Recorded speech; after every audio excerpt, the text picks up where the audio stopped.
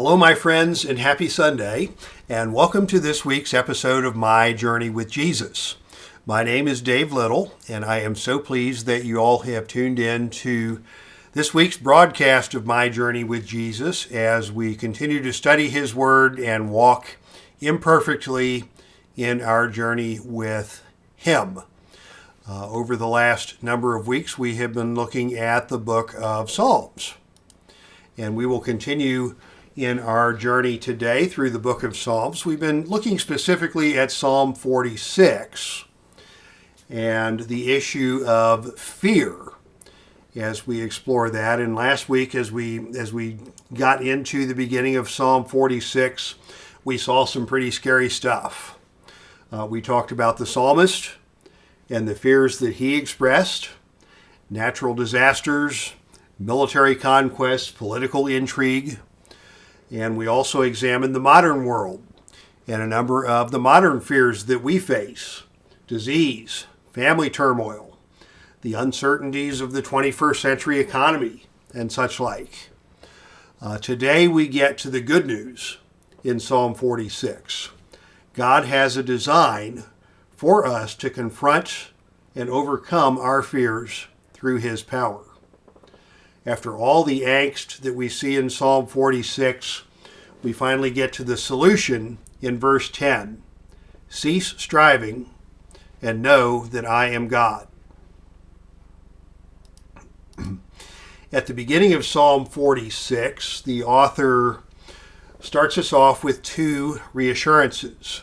God is our refuge and our strength, a very present help in the time of trouble. Are you afraid of earthquakes and volcanoes? You need a refuge to protect you. Are you afraid of invasions and wars? You need strength to protect you. For those of you who follow My Journey with Jesus, we've just studied the names of God, and it's really cool how Psalm 46 invokes two of the names of God with very specific applications to the fears that the psalmist faced. So let's spend some time talking today about God our refuge and God our strength. The first portion of Psalm 46 talks about our anxieties over the fate of our planet. What if the earth should change? What if the mountains slip into the heart of the seas? What if its waters roar and foam? What if the mountains quake? These are fears that plagued the psalmist, and they're fears that continue to affect us even in modern times. For as long as I can remember, conscientious people have expressed concerns over the well-being of our planet and the impact of our actions on the environment and on the climate. And certainly, I believe that God calls upon us to be responsible stewards of the gift of His creation. And I applaud the efforts of those who seek to protect the planet. But ultimately, it is God who holds the fate of the earth in His loving hands. And Psalm 46 reassures us of His sovereignty.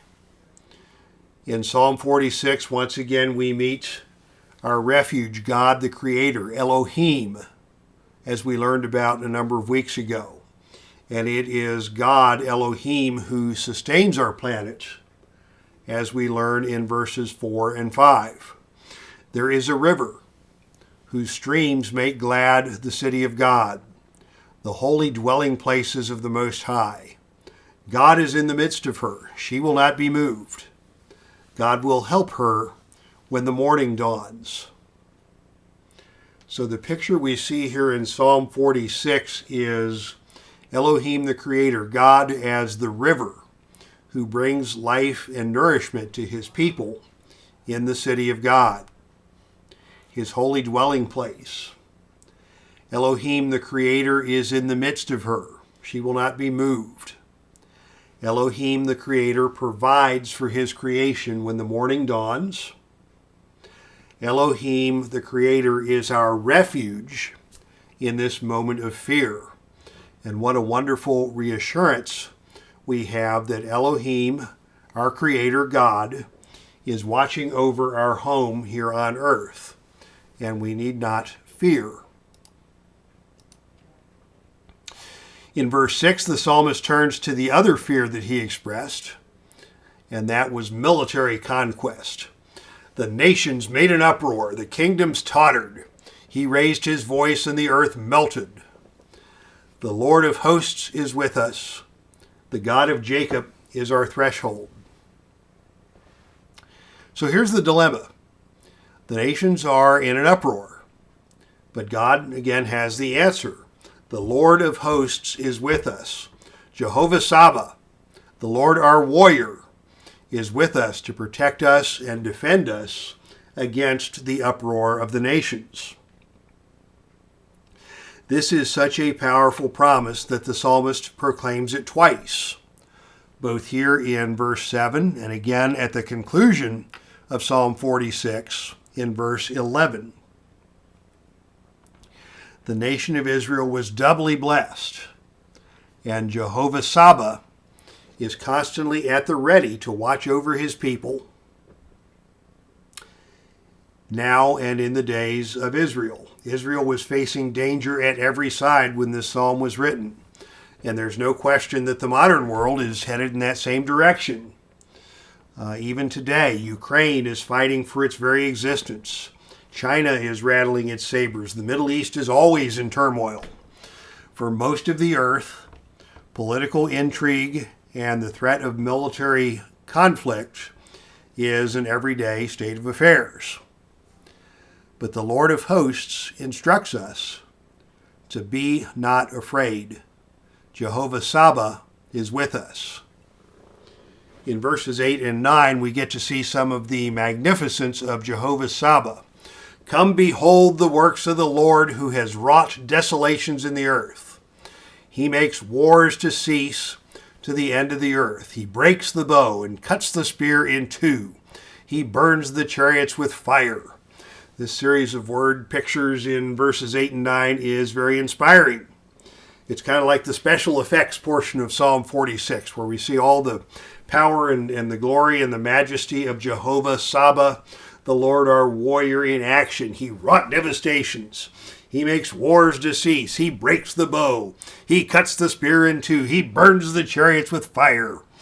And this week, as I was reading all this cool stuff in verses 8 and 9, it brought to mind the old Indiana Jones movie, where the Nazis opened up the Ark of the Covenant.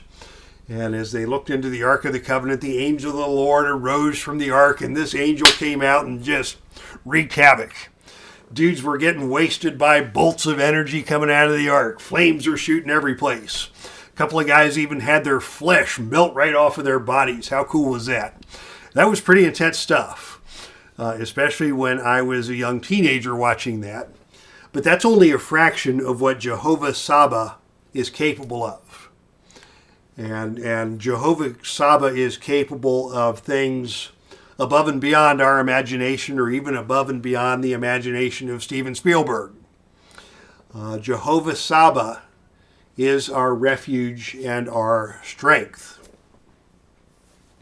So we have got Jehovah Sabaoth and Elohim, the Creator, both looking after us in the face of our various fears.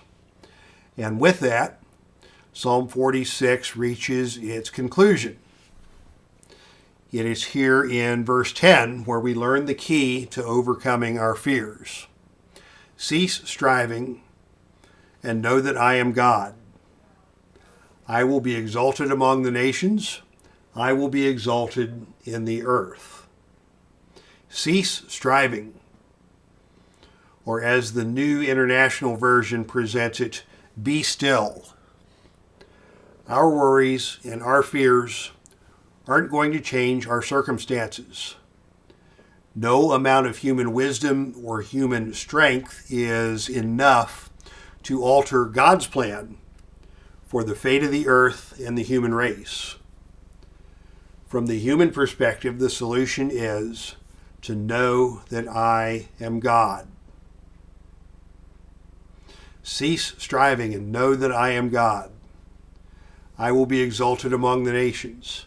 I will be exalted in the earth.